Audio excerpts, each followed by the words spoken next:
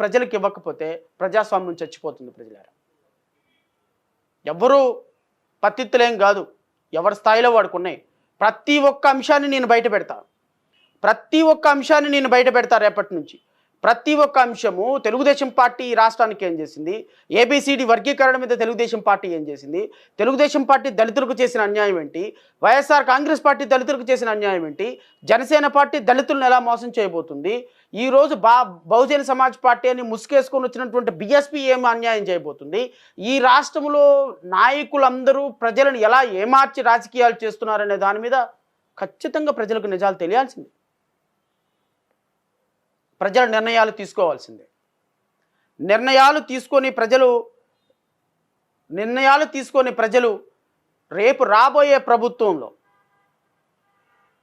తమ ఓటు హక్కుని 1 ఓటు 10 ఓట్లు 20 ఓట్లు కాదు, ఎంత దుర్మార్గంగా ప్రజలు ఆలోచన ఉంది అంటే,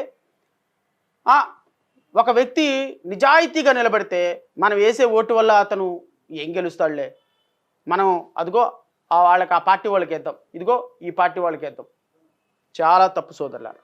నేను మళ్ళీ మిమ్మల్ని అందరినీ కోరుతున్నా, మీరు వేసే ఓటు, మీరు వేసే ఒక చుక్క నీరు ఒక ప్రాణాన్ని కాపాడుతుంది.